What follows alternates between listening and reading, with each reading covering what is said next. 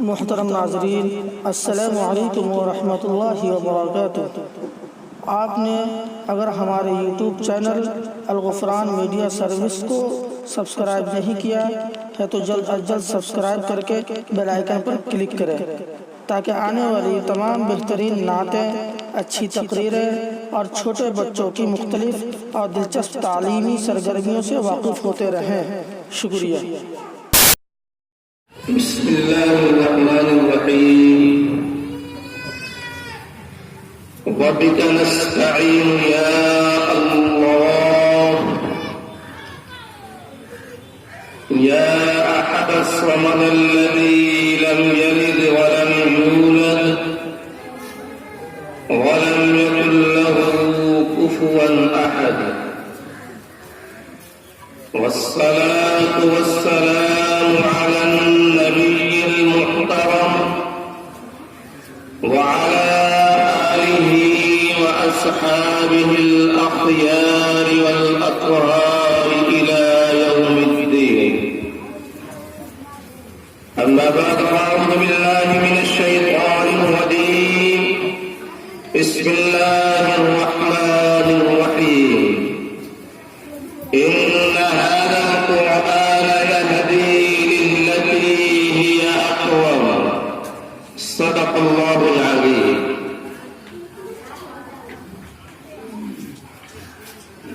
کتابوں میں جو افضل ہے اسے قرآن کہتے ہیں۔ کتابوں میں جو افضل ہے اسے قرآن کہتے ہیں۔ اتارا ہے اسے جس نے اسے رحمان کہتے ہیں۔ سجا لے اپنے سینے میں جو اس کے 30 پاروں کو، سجا لے اپنے سینے میں جو اس کے 30 پاروں کو، زمانے بھر میں اس کو حافظ قرآن کہتے ہیں۔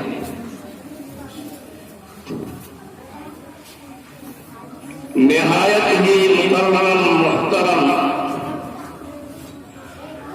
جامعہ غفرانیہ ذمہ داران، یہاں کے اساتذہ، طلبہ، آپ کی دعا سے حضرت ابو ہریرہ صحابی کی اماں کا دامن اسلام کو اختیار کرنا یہ آپ کا معجزہ ہے۔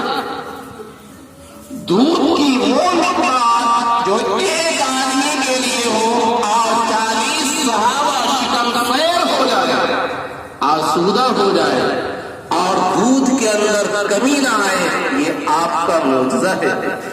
غزوہ خندق کا موقع ہے، کھانے کی مقدار اتنی ہے کہ 3 سے 4 آدمی کھا سکتے ہیں۔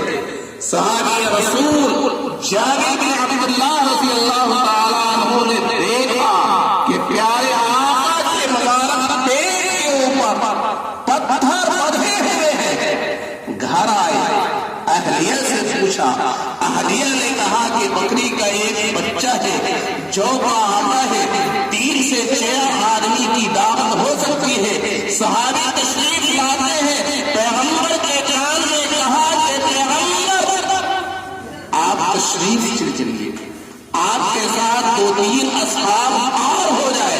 لیکن پیغمبر نے اعلان کیا کہ دوستو چلو، جابر بن عبداللہ کے یہاں آج آپ لوگوں کے کھانے کی دعوت ہے۔ صحابی حیران و پریشان ہے، خواتین کے لیے بہت اچھی بات ہے۔ صحابی نے اہلیہ سے کہا کہ میں نے پیغمبر کے کار میں کہا، لیکن پیغمبر نے عام اعلان کر دیا ہے۔ میں تو حیران و پریشان ہوں، 3 سے 4 آدمی کا کھانا اور یہ 1400 صحابی ہے۔ 4 آدمی کا کھانا، یہ 1400 اصحاب، یہ کیسے دعوت مکمل ہوگی؟ خاتون نے کہا، اہلیہ نے کہا کہ شوہر گھبرائے نہیں، آپ نے صرف پیغمبر کو دعوت دیا ہے نا، پیغمبر نے دعوت دیا ہے، گھبرانے کی کیا بات ہے؟ تو 3 سے 4 آدمی کا کھانا ہو اور 1400 اصحاب شکم سیر ہو جائے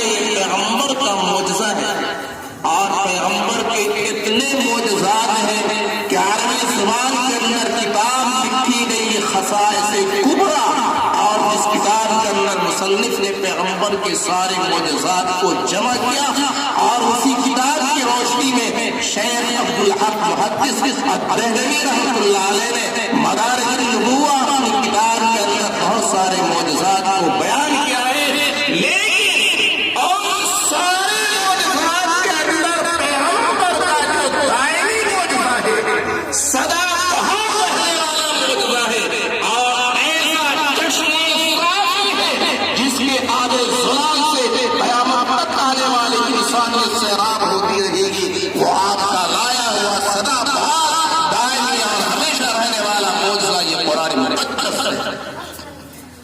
یہ بڑا پیارا موقع ہوا کہ اس مہینے میں اور آج کے دن اور بزرگوں اور دوستوں دوسری بات یہ کہنی ہے کہ اپنے مذہبی کتاب کو زبانی یاد کرنا، حفظ کرنا، حافظ قرآن کرنا، اس آسمان کے نیچے اور زمین کے اوپر صرف اس امت کا امتیاز اور اس کی خصوصیت ہے۔ آپ دنیا کے کسی کونے میں چلے جائیں، کسی عیسائی کو بلائے، کسی پادری کو بلائے اور آپ کہیں کہ پادری صاحب آپ سے میرا چیلنج ہے، اور پوری دنیا عیسائیت کو میرا یہ چیلنج ہے کہ آپ میرے سامنے بچہ نہیں، جوان نہیں، ایک بوڑھا پادری آئے جس نے اپنی ساری زندگی چرچ اور اپنی عبادت گاہ کے اندر گزارا ہے اور وہ اپنے مذہبی کتاب انجیل کا حافظ ہے۔ دن کے اندر آسمان کے تارے نظر آنے لگیں گے، ایک بھی نہیں ملے گا۔ اور اسی طریقے سے طلبہ عزیز آپ پوری دنیا یہودیت سے بوائے فخر یہ اعلان کر سکتے ہیں، آپ پوری دنیا یہودیت ہی نہیں بلکہ یہودیوں کا جو سب سے بڑا مذہبی آدمی ہوگا آپ اس کو بلائیں اور اپنا یہ دعوت پیش کریں کہ ہمیں ایک ایسا یہودی چاہیے جسے تورات پوری زبان آئے اور کوئی جانے کی ضرورت نہیں ہے۔ ہمارے ملک میں رہنے والے ہمارے ہندو بھائی ان کی جو مذہبی کتاب ہے، وید ہے، گرنتھ ہے، آپ ملے کے اندر پوری زندگی گزارنے والے آئے مہاراج کو بلائے، آپ اس کے سامنے یہ بات پیش کریں کہ دیکھو یہ عبداللہ میرا مسلمان لڑکا ہے اور میرے مذہبی کتاب قرآن کریم کے 30 پاروں حافظ ہے، پوری دنیا ہندو مت پر میرا یہ چیلنج ہے کہ آپ ایک بھی ایسے گرو آئے، پنڈت آئے، مذہبی رہنما آئے کہ جو اپنی مذہبی کتاب کا حافظ ہو، یہ آپ چیلنج کر سکتے ہیں۔ اور یہ کھوکھلی بات نہیں ہے، بالکل مبنی پر صداقت ہے۔ تو یہ قرآن کا اعجاز بھی ہے اور یہ اس امت کا امتیاز اور اختصاص اور اس کی خصوصیت ہے کہ اللہ تعالیٰ نے حفاظت قرآن کے لیے وسیلہ اور سہارا بنایا ہے ان معصوم بچوں کو جو احکام شرعیہ کے مکلف نہیں ہے کہ 13 سال 14 سال کی عمر میں یہ 30 پارے کے حافظ ہو جاتا ہے۔ نہ حفظ قرآن کی فضیلت سنانا ہے، نہ حافظ قرآن کی فضیلت سنانا ہے، ایک واقعہ سنا کر اپنی بات کو ختم کرنا ہے۔ اگر ہماری آبادی میں کسی بچے اور انسان کے اوپر یہ تھپا لگ رہا ہے کہ یہ حافظ قرآن ہے، اس نے جامعہ غفرانیہ سے قرآن کریم مکمل کیا ہے یا کسی ادارے سے اس نے حفظ قرآن کی سند کی ہے، تو اس آبادی میں بسنے والے سارے مسلمانوں کی ذمہ داری کیا ہو جاتی ہے؟ اس پر ایک واقعہ سنیے۔ ہندوستان کے بہت بڑے عالم محدث محقق مصنف علامہ انور شاہ الکشمیری رحمۃ اللہ علیہ کے شاگرد مولانا بدر عالم مہاجر مدنی رحمۃ اللہ علیہ جنہوں نے بخاری شریف کی شرح لکھی فیض الباری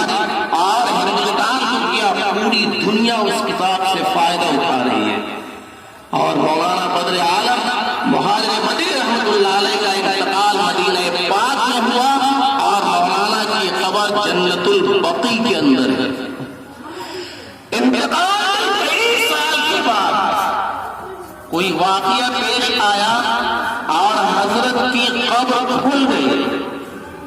قبر کھلنے کے بعد لوگوں نے دیکھا کہ حضرت کی لاش بالکل تر و تازہ ہے، بالکل اصلی حالت میں ہے. قبر کو بند کر دیا گیا. حضرت کے صاحبزادے ہیں حضرت مولانا محمد آفتاب صاحب، جو آج بھی مدینہ پاک میں رہتے ہیں، مسجد نبوی میں رہتے ہیں.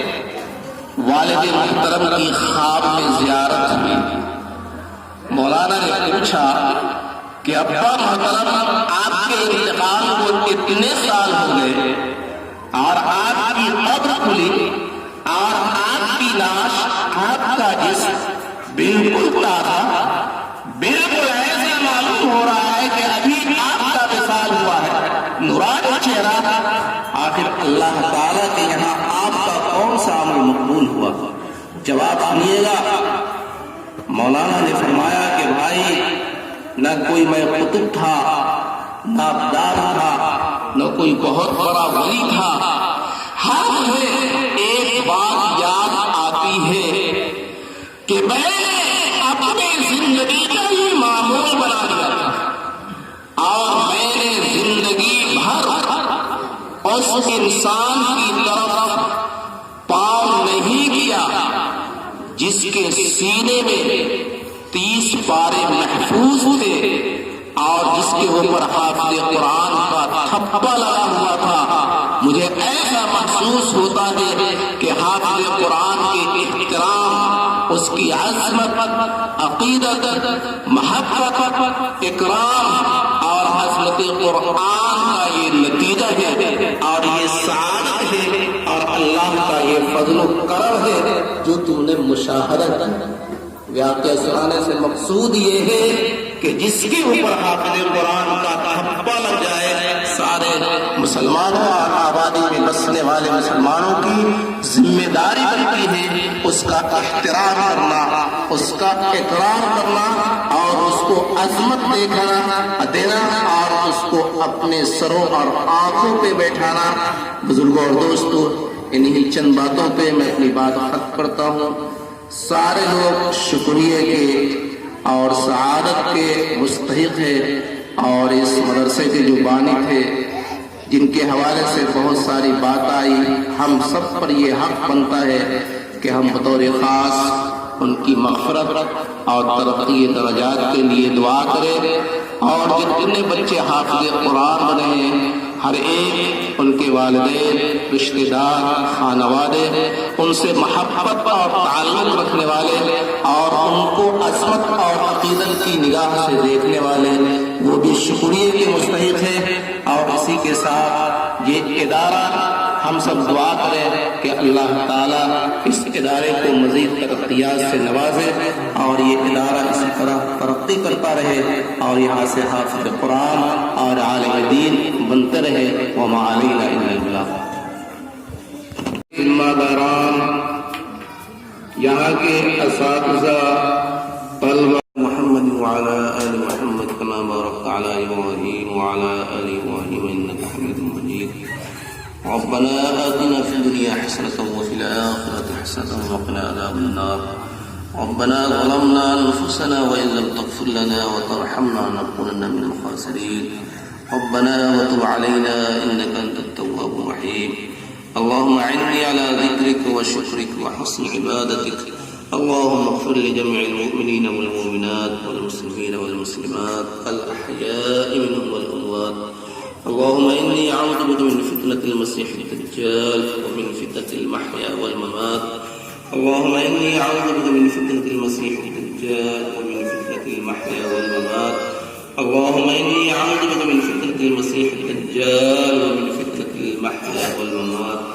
اے خدا پاک، ہم سارے کے سارے مجرم ہیں، قصوروار ہیں، خطا کار ہے.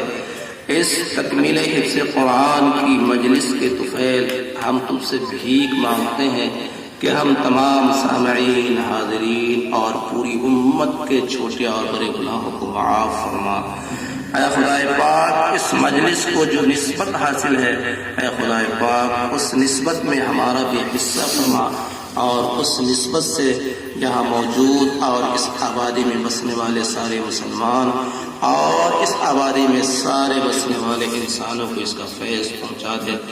اے خدا پاک، یہ ادارہ ہے اور دین خدمت انجام دے رہا ہے، اس ادارے کے بانی جناب ماسٹر محمد غفران صاحب رحمۃ اللہ علیہ، اے خدا پاک ان کے والدین کی، ان کے خانوادے کی پوری مغفرت فرما اور جنت الفردوس میں ان کے لیے اعلیٰ مقام عطا فرما، اور ان کے جو اہل خاندان ہیں جو ادارے کو چلا رہے ہیں، یہاں کے اساتذہ ہیں، طلبہ ہیں، یہاں کے معاونین ہیں، یہاں کے کارکنان ہیں اور اس جامعہ سے محبت رکھنے والے ہیں اور اس کا تعاون کرنے والے ہیں، اے خدا پاک سارے حضرات کو دین اور دنیا کے اندر ترقیات سے نواز دے اور ہر ایک کے لیے خیر کے فیصلے فرما۔ اے خدا پاک اس وقت دنیا کے جو حالات ہیں اور بطور خاص ملک کے جو حالات ہیں اور مسلمان ہر جانب سے اس ظلم اور حالات کے جو شکار ہیں، اے خدا پاک اس پاک مجلس کی برکت سے بطور خاص ہندوستانی مسلمانوں کے جان، مال، عزت، آبرو، شاعر اسلام، مدارس اسلامیہ، مساجد، مقابر، خانقاہوں کی حفاظت فرما۔ اے خدا پاک اور ہمارے جو مسائل ہیں محض اپنے فضل و کرم سے سارے مسائل کو حل کر دے، اور اے خدا پاک ہماری ان دعاؤں کو محض اپنے فضل و کرم سے پیارے آقا جناب محمد رسول اللہ صلی اللہ علیہ وسلم کے صدقہ فیض میں قبول فرما۔ ربنا تقبل منا انك انت السميع العليم، ربنا وتب علينا انك انت التواب الرحيم، وصلى الله تعالى على خير خلقه محمد وعلى آله وأصحابه أجمعين برحمتك يا أرحم